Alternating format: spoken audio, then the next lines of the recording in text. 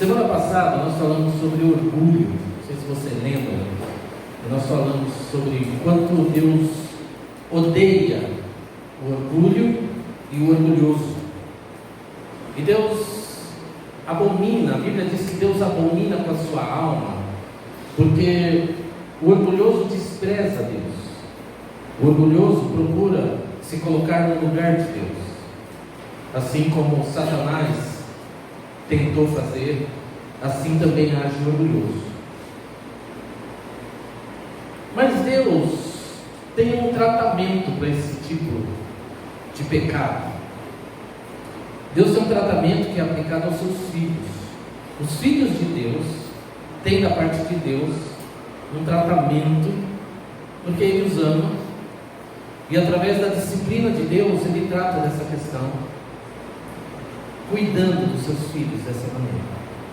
Então nós vamos abrir nossas Bíblias em 2 Coríntios capítulo 12.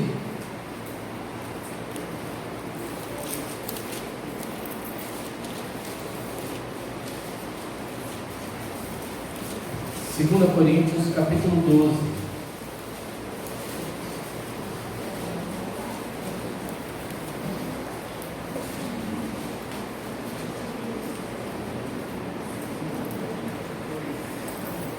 Paulo escrevendo à igreja de Corinto, a partir do verso 7, Paulo escreve assim: e para que não me ensoberbecesse com a grandeza das revelações, foi-me posto um espinho na carne, mensageiro de Satanás, para me esbofetear, a fim de que não me exalte. Por causa disto, 3 vezes pedi ao Senhor que o afastasse de mim. Então ele me disse: a minha graça te basta, porque o poder se aperfeiçoa na fraqueza. De boa vontade, pois, mais me gloriarei nas fraquezas, para que sobre mim repouse o poder de Cristo. Pelo que sinto prazer nas fraquezas, nas injúrias, nas necessidades, nas perseguições, nas angústias, por amor de Cristo. Porque quando sou fraco, então é que eu sou forte. Paulo faz essa declaração e a gente precisa prestar muita atenção nesse texto, porque ele começa com um E. Você reparou que o versículo 7 começa E, para que não.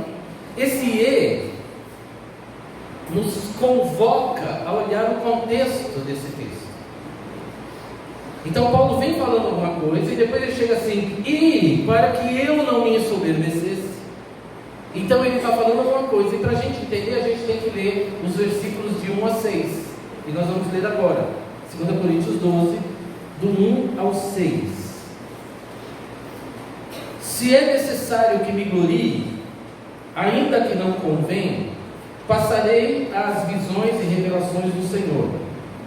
Conheço um homem em Cristo, que há 14 anos foi arrebatado até o 3º céu, se do corpo ou fora do corpo não sei, Deus o sabe. E sei que o tal homem, se no corpo ou fora do corpo eu não sei, Deus o sabe, foi arrebatado ao paraíso, e ouviu palavras inefáveis, as quais não é lícito ao homem referir. De tal coisa me gloriarei, não porém de mim mesmo, salvo nas minhas fraquezas.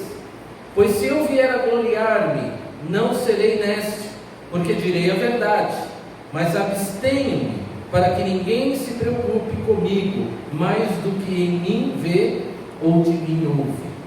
Então, Paulo dá um testemunho de revelações que Deus deu a ele, visões que Deus deu a ele, e ele diz que ele fala sobre isso, e isso aconteceu há 14 anos. E aí, depois de 14 anos, Paulo dá esse testemunho lá na igreja de Corinto. Ele escreve para a igreja de Corinto. Por que será que Paulo fala sobre isso? Se você ler a segunda carta de Coríntios inteira, você vai ver que Paulo estava sendo atacado por membros da igreja que duvidavam do seu apostolado. Eles não confiavam em Paulo, eles duvidavam que Paulo fosse de Deus, fosse um homem de Deus. Então eles começaram a duvidar. Então Paulo, para provar, para mostrar que ele era de fato um homem levantado levantado por Deus, um apóstolo verdadeiro, ele faz o relato das suas experiências. Mas isso estava guardado no coração dele havia 14 anos. Você pode imaginar um homem que foi levado ao céu, e ele disse que foi arrebatado ao paraíso. É muito interessante quando a gente lê isso, porque Paulo, em todos os seus escritos, ele nunca usou essas experiências sobrenaturais que ele teve para impressionar as pessoas.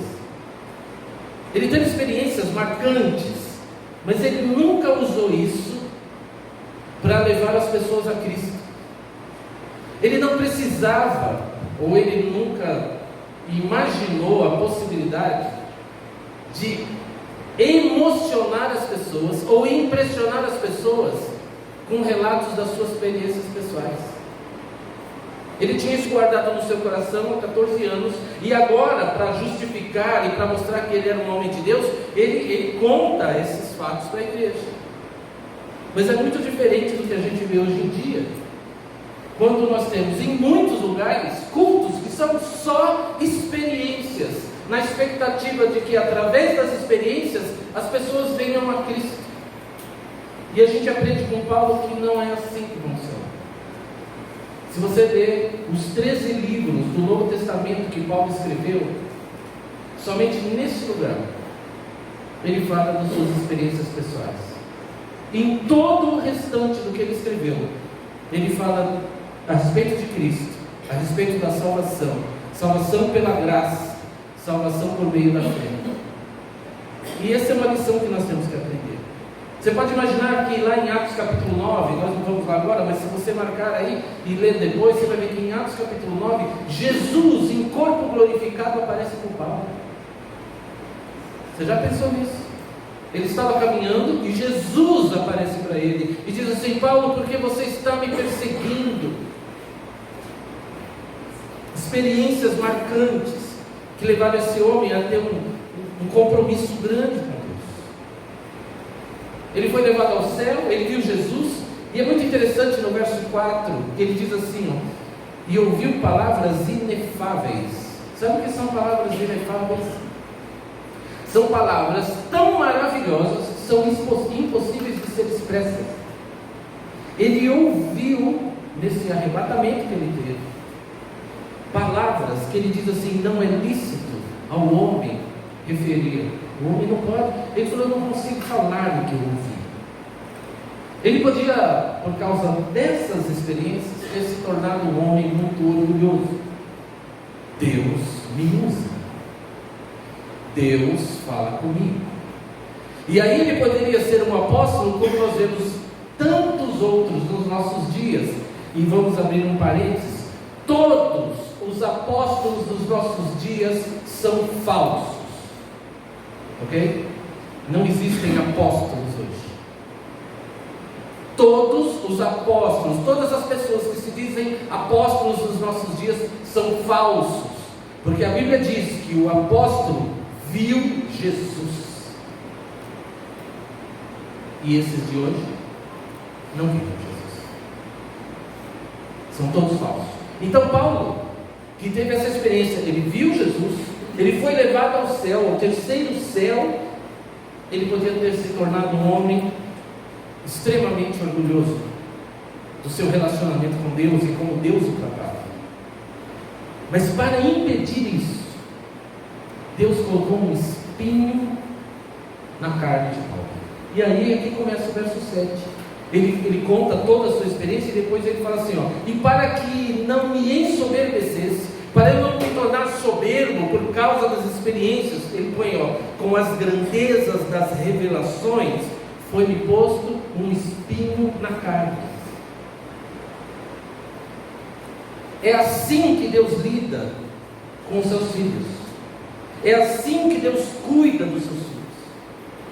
Muitas vezes Deus trabalha na nossa vida, nos disciplinando por pecados que já praticamos.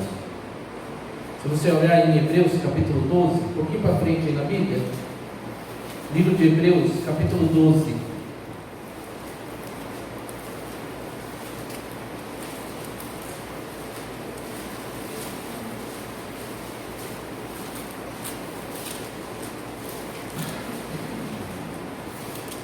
O amor de Deus como Pai em relação aos seus filhos e essa questão do pecado. Olha o que diz Hebreus capítulo 12, a partir do verso 3. Considerai, pois, atentamente aquele que suportou tamanha oposição dos pecados contra si mesmo, para que não vos fatigueis, desmaiando em vossa alma. Ora, na vossa luta contra o pecado, ainda não tendes resistido até o sangue, e estáis esquecidos da exortação que, como a filhos, discorre convosco. Filho meu, não menosprezes a correção que vem do Senhor, nem desmaies quando por ele és reprovado, porque o Senhor corrige a quem ama e açoita a todo filho a quem recebe. Então Deus disciplina seus filhos, Ele nos disciplina sempre que nós erramos. Há uma disciplina da parte de Deus, porque Ele ama. Só tem direito de disciplinar alguém o seu pai. E Deus é nosso Pai, e aí Ele tem direito de nos disciplinar, e a Bíblia diz que Ele corrige a quem ama e açoita a todo filho a quem recebe. Mas o que nós vemos lá em 2 Coríntios é que Paulo recebe uma disciplina de Deus, um espinho na carne, para evitar que ele caia num pecado. Ele ainda não tinha se ensoberbecido,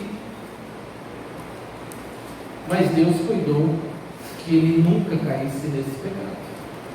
E aí Deus coloca um espinho na vida dele. Quando a gente olha para essas questões da disciplina de Deus e esses acontecimentos, e você olha para a vida de Paulo, quando ele cita essa questão do espinho na carne, nós temos que lembrar que muitas vezes Deus está tratando cada um de nós dessa maneira. Então nós precisamos tomar muito cuidado com murmurações contra Deus quando estamos em dificuldades. Muita gente se apressa em juízos pessoais e atribui os problemas ao diabo.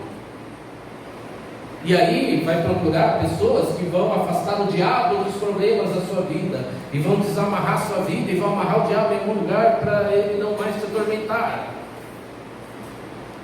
Mas a perspectiva de Paulo, nas dificuldades dele, pelas quais ele orou a Deus, é de que Deus estava cuidando dele, lhe dando um espinho na carne, para que ele não viesse a pecar. É amor de Deus. Então nós precisamos tomar cuidado para não murmurarmos quando acontecimentos são contrários na nossa vida. Deus me abandonou, Deus não fala mais comigo, muito cuidado com isso, porque pode ser que o que Deus está fazendo é te livrando, justamente te livrando de um problema. E para isso, às vezes, em alguns casos, com alguns filhos, tem espinho na carne. É muito interessante isso. Olha o verso 7. E para que não me ensoberbecesse com a grandeza das revelações, foi-me posto um espinho na carne, mensageiro de Satanás, para me esbofetear, a fim de que eu não me exalte. Ele usa aí ensoberbecesse, e no fim ele fala a fim de que eu não me exalte. Ele está falando assim: Deus cuidou, porque o meu coração e o nosso coração e o coração de todo homem e mulher é tendencioso à soberba, à autoexaltação. Todos nós gostamos do elogio, todos nós gostamos de ser reconhecidos, e muitas vezes isso passa do limite, e aí a gente quer ser adorado, a gente quer ser louvado, e isso somente deve ser dirigido a Deus. É interessante que muitas vezes Deus nos abençoa, e abençoa muito, e Ele nos dá uma vida boa, e para alguns homens, e algumas mulheres, e algumas famílias, Deus derrama bênção sobre bênção, dinheiro e prosperidade, e o risco é que essas pessoas possam se exaltar, atribuir a si mesmo essa vitória, essa conquista. E nós temos que tomar muito cuidado com isso. Se nós trabalharmos e trabalharmos duro, é certo que viveremos bem. Mas nós temos que entender que tudo vem de Deus. O ar que eu respiro, a saúde que eu tenho, o favor do patrão que me recebe, o cliente que abre a porta para eu atendê-lo, é a mão de Deus cuidando de cada um de nós. Deus nos abençoa, e muitas vezes nós pecamos contra Deus por causa das bênçãos que Deus nos dá. Isso é muito ofensivo, é muita ingratidão com Deus.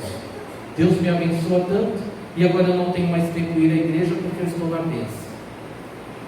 Deus me abençoou tanto que eu comprei uma casa na praia, e agora eu não posso ir mais na igreja porque eu tenho que cuidar da minha casa. Deus me abençoou tanto que agora eu tenho um sítio, uma chácara, e agora eu não posso ir na igreja porque eu tenho que cuidar da minha chácara. Isso é ingratidão com alguém que te amou tanto e deu na sua vida, deu para você administrar, para você ser bênção na vida da igreja, para você ser bênção na vida da sua família, e partilhar e viver aquela bênção de Deus. E muitas vezes a gente joga tudo fora. Tem um texto lá em 2 Crônicas, é lá no Velho Testamento, 2 Crônicas, depois de Reis vem Crônicas, Samuel, Reis e Crônicas. 2 Crônicas, capítulo 26.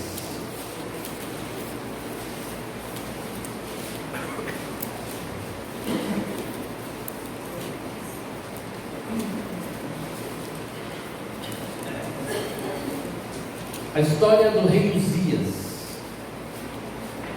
2 Crônicas, capítulo 26. Eu espero você chegar lá, não preocupação.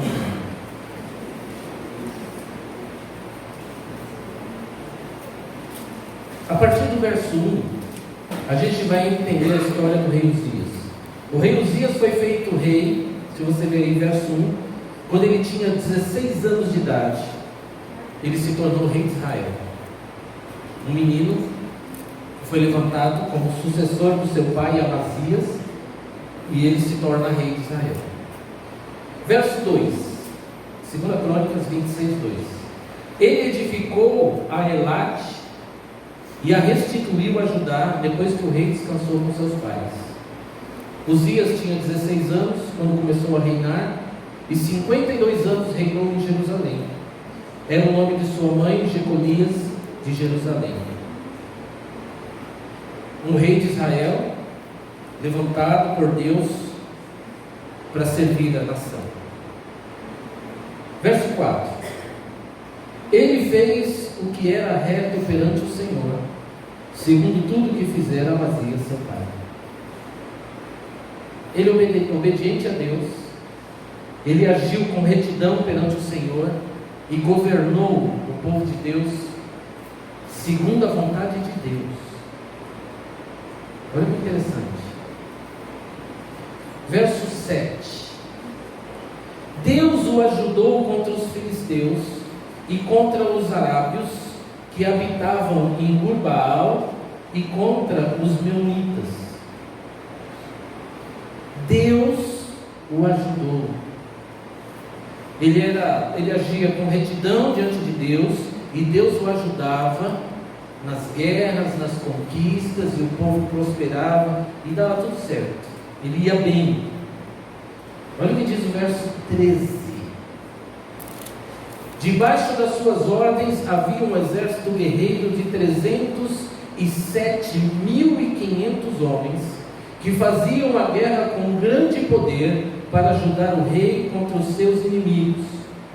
Preparou-lhes Uzias para todo o exército escudos, lanças, capacetes, couraças e arcos, e até fundas para tirar pedras. Fabricou em Jerusalém máquinas de invenção de homens peritos, destinadas para as torres e cantos das muralhas, para atirarem flechas e grandes pedras. Divulgou-se a sua fama até muito longe, porque foi maravilhosamente ajudado até que se tornou forte. Um grande rei em Israel. E Deus o ajudou, e Deus derramou sobre ele sabedoria, coragem, capacidade para governar o povo de Deus. Verso 16. Mas, aí a gente já sente que vem problema. Havendo-se já fortificado, exaltou-se o seu coração para a sua própria ruína, e cometeu transgressões contra o Senhor seu Deus, porque entrou no templo do Senhor para queimar incenso no altar do incenso. Ele cresceu, se tornou um homem poderoso, muito forte. Deus o ajudava, ele conquistou muito, se tornou um homem de engenharia muito avançada, criou máquinas. Ele fez da nação de Deus uma potência reconhecida no Oriente. Mas quando o seu coração se exaltou, quando ele achou que era ele o autor de tudo aquilo, ele simplesmente desobedece à ordem do Senhor e acha que ele tem o direito de entrar no templo do Senhor, queimar incenso no altar de Deus, quando essa era a atribuição do sacerdote. Mas a Bíblia diz que ele se exaltou, ele se tornou soberbo. Que Deus que nada, que sacerdote que nada, eu vou entrar nesse templo e eu vou queimar incenso no altar, porque eu sou o Messias. Orgulho destruidor. Olha o que a Bíblia diz no 16: e havendo-se já fortificado, exaltou-se o seu coração para a sua própria ruína. Ele foi destruído por Deus. Olha o que diz o verso 17: porém o sacerdote Azarias entrou após ele, com 80 sacerdotes do Senhor, homens da maior firmeza, e resistiram ao rei Uzias e lhe disseram: a ti, Uzias, não compete queimar incenso perante o Senhor, mas aos sacerdotes, filhos de Arão, que são consagrados para este mistério. Sai do santuário, porque transgrediste. Nem será isso para a honra da tua parte, do Senhor Deus. Então Uzias se indignou. Olha como ele estava se achando grande. Ele se indignou. Tinha um incensário na mão para queimar incenso. Indignando-se ele, pois, contra os sacerdotes, a lepra lhe saiu na testa perante os sacerdotes, na casa do Senhor, junto ao altar do incenso. Quando ele disse: eu vou fazer, vocês não têm o direito de me impedir, Deus coloca uma lepra naquele homem. E isso é um problema gravíssimo naquela época. Lepra acabava com a vida da pessoa.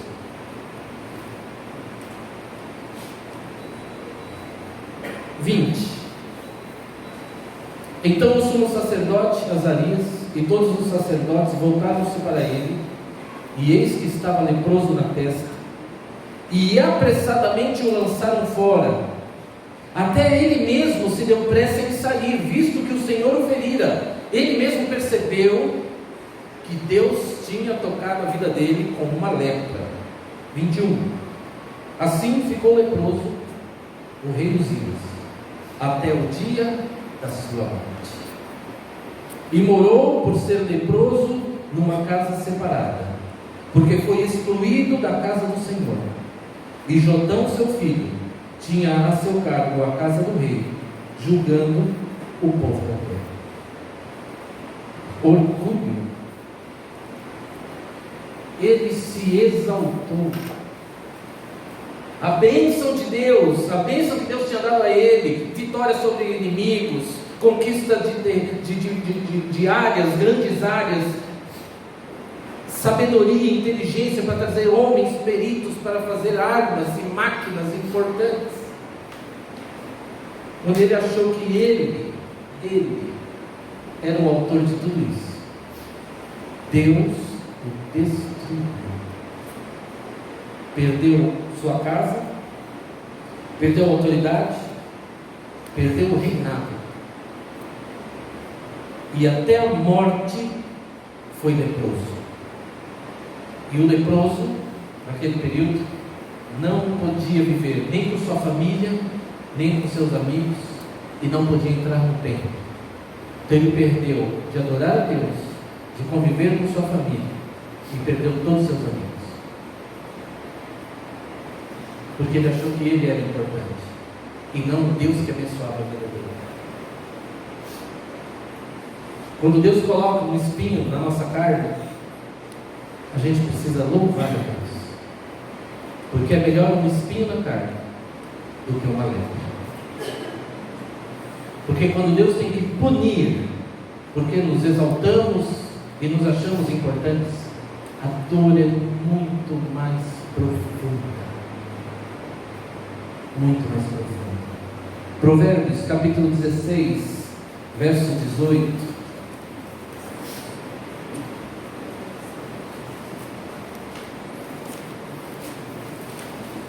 Provérbios 16, 18.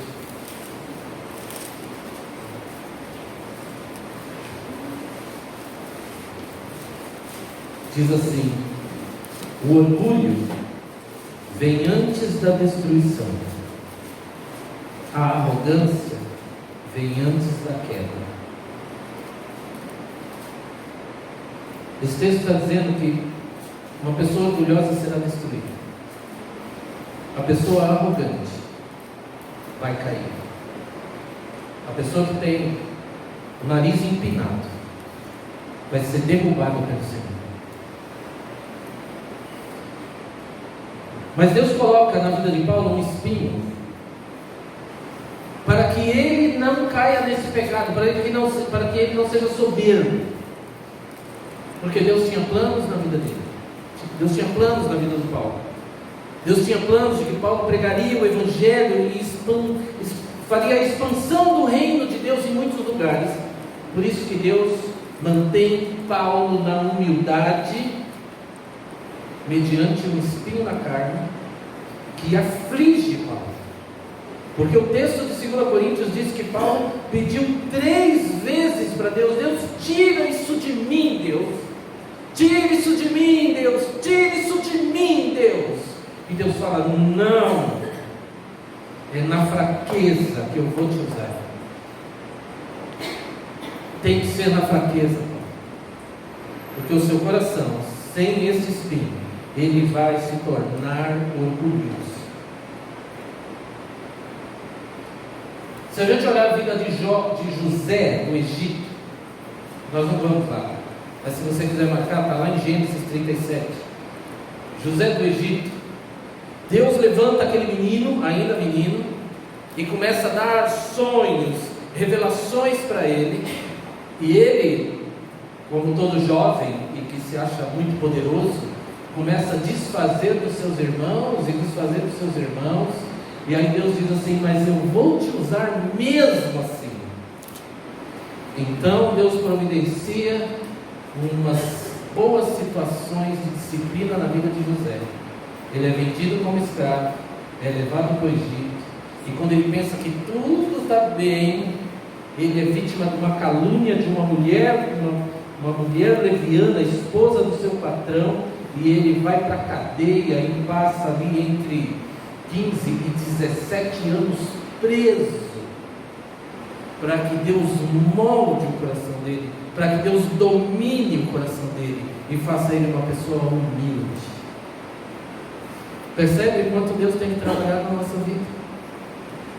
Percebe quanto Deus já tem trabalhado na nossa vida?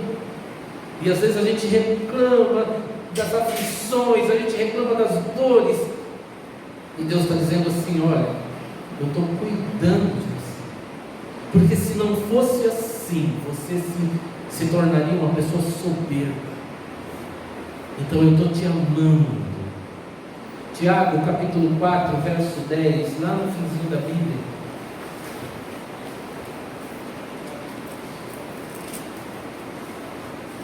Tiago capítulo 4, verso 10. Uma receita essa é a receita da felicidade. Fala assim, puxa, eu queria descobrir a receita da felicidade. Tiago, capítulo 4, verso 10. A receita da felicidade: humilhai-vos na presença do Senhor e Ele vos exaltará. Ele é quem nos exalta no tempo dele, pelas razões dele. Qual é o meu papel? Humilhado no pé da cruz, esperando por Deus, para Ele agir na minha vida, porque Ele é Deus e eu não sou nada. Humilhai-vos diante do Senhor. Nós precisamos aprender, irmãos, a aceitar as dificuldades que com a permissão de Deus acontecem nas nossas vidas. Antes de atribuir a Satanás qualquer coisa, qualquer tempestade na sua vida, para e ore a Deus. Fala: Deus, o Senhor está cuidando de mim. Deus, o Senhor está evitando que eu cometa um pecado terrível. É o Senhor, Deus, que está edificando o meu coração, fortalecendo a minha fé. É o Senhor, Deus. Nós precisamos aprender a fazer isso. Não atribua a Satanás a obra do Senhor. Ele está todo o tempo trabalhando em nossas vidas, todo o tempo. E Ele é Deus, então o trabalho dele é bom. O que Ele faz é bom. Não há nada que Deus esteja fazendo na nossa vida, ou que Ele vai fazer na nossa vida, que seja mal. Deus nos ama, Deus ama os seus filhos, e Ele cuida de nós. Paulo passava por essa experiência, mas ele mantinha esse segredo da razão dele ter esses sofrimentos. Olha como é o relato de Paulo em 1 Coríntios, capítulo 2. Olha que interessante, como Paulo agia já debaixo dessa correção de Deus, mas olha como ele agia em 1 Coríntios capítulo 2. Olha como ele se apresentava. Lembra que já aqui em Coríntios, mesmo nessa primeira carta, ele já tinha visto Jesus, ele já tinha sido levado ao céu, ele já era uma pessoa que tinha muita comunhão com Deus, e ele podia chegar arrebentando. Mas olha como ele se coloca na primeira carta de Coríntios, capítulo 2, verso 1. Eu, irmãos, quando fui ter convosco, anunciando-vos o testemunho de Jesus, não o fiz com ostentação de linguagem ou de sabedoria, porque decidi nada saber entre vós, senão a Jesus Cristo e este crucificado. E foi em fraqueza. Talvez as pessoas perguntem assim: como em fraqueza, Paulo? O que você está querendo dizer? E ele não falou, porque ele não precisava dizer naquele momento, mas ele já estava em fraqueza, o espinho na carne já sufocava Paulo, já o mantinha aprisionado na humildade. E ele diz assim: e foi em fraqueza, temor e grande tremor que eu estive entre vós. A minha palavra e a minha pregação não consistiram em linguagem persuasiva de sabedoria, mas em demonstração do Espírito e de poder, para que a vossa fé não se apoiasse em sabedoria humana, e sim no poder de Deus.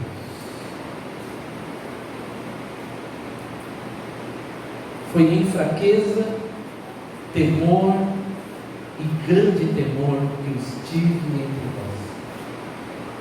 Ele está dizendo: eu não sou um super crente, eu sou um ser humano com problemas e dificuldades, eu sou um pecador, e eu vim falar de um Deus, e eu vim em fraqueza, porque a qualquer momento eu posso cometer um pecado, a qualquer momento eu posso me orgulhar, mas eu fui em fraqueza, temor e grande temor.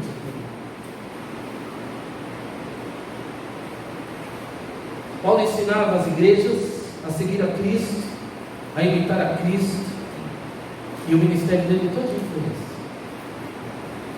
Ele nunca usou da grandeza como Deus o usou, de como Deus o levou ao conhecimento de quem Deus é. Ele nunca usou essas coisas para dizer assim: eu sou um grande pastor e estou aqui, vocês são privilegiados de ter este grande pastor Paulo, que já foi ao céu.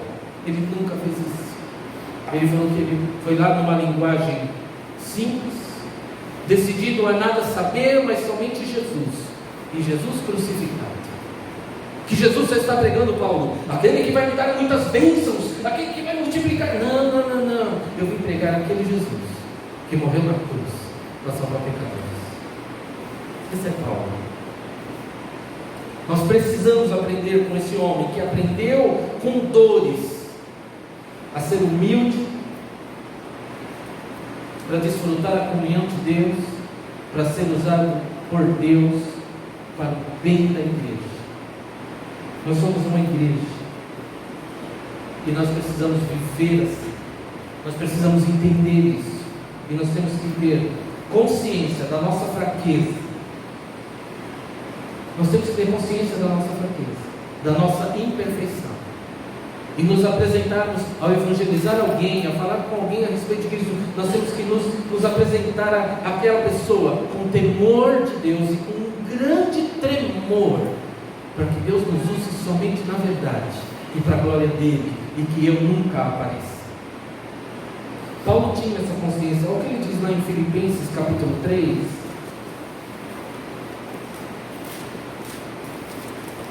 Filipenses capítulo 3.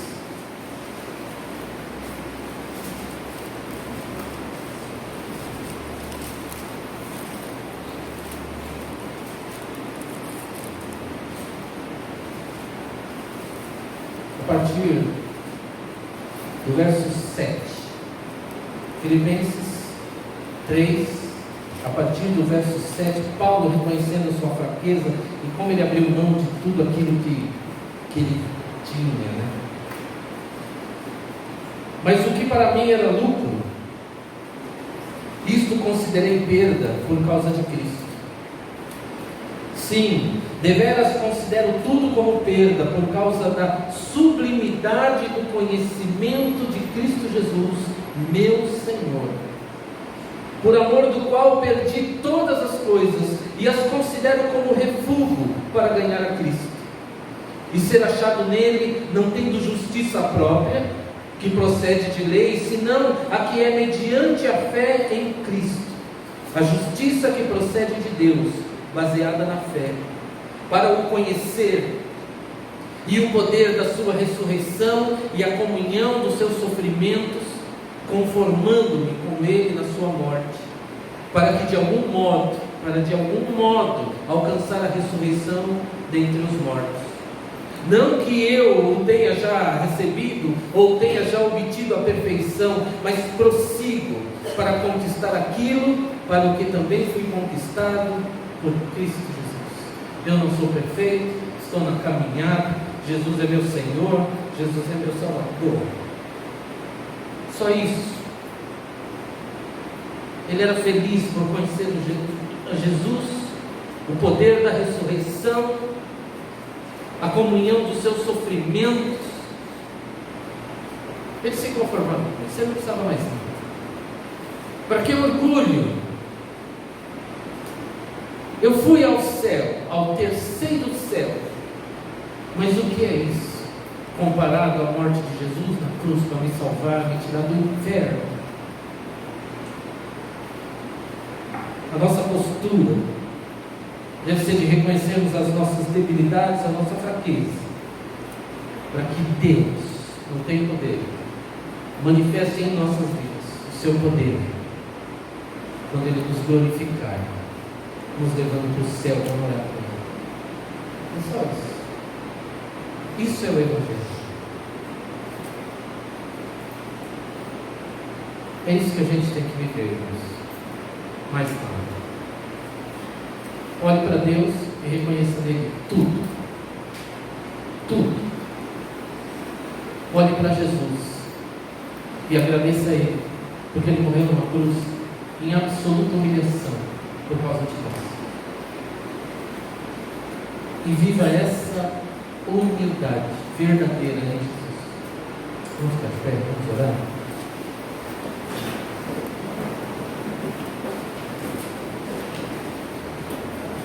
Depois vamos cantar Salvo pela Graça.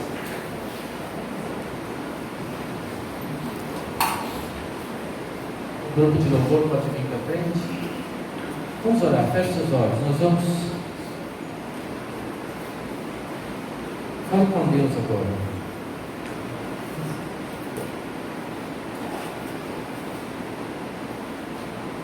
Desde o domingo passado eu tenho orado a Deus para Ele quebrantar meu coração.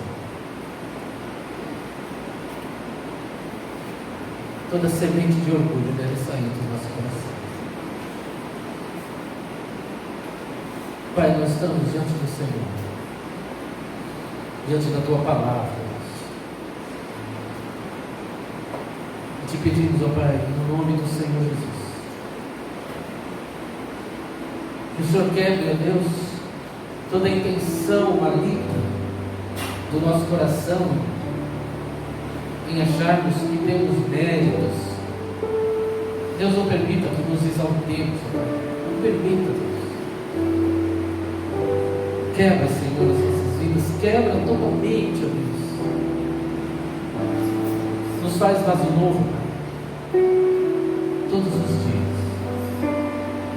Não permita, ó Deus, que o nosso coração se encha de orgulho, ó Deus. Rogamos a Ti, ó Pai, em nome de Jesus, que se for necessário,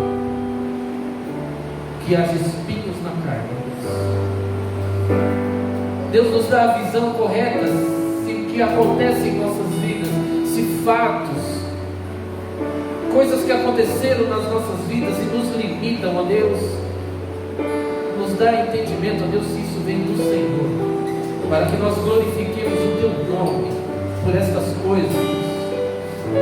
Como o Teu servo diz que tem prazer na fraqueza, prazer no sofrimento, ó Deus, nós precisamos desse sentimento, Deus, reconhecendo que é o Senhor que está cuidando de nós, e por isso temos que passar por essas aflições, essas dores, porque o Senhor nos ama e não nos quer pecando contra Ti. Abençoa a Tua igreja, Deus, essa Tua igreja tão amada, tão querida, Deus. Abençoa cada um dos Teus filhos, Deus, que nós possamos verdadeiramente sermos discípulos de Jesus, pessoas que vivem para servir, que as pessoas vejam em nós, ó Deus, a simplicidade de Jesus, a santidade de Jesus, o serviço do Senhor. Tem misericórdia, Deus, das nossas vidas. Salva-nos, Senhor, de nós mesmos, para que não sejamos enganados, Deus, porque só o Senhor é Deus, só o Senhor é maravilhoso, só o Senhor é tudo em nossas vidas.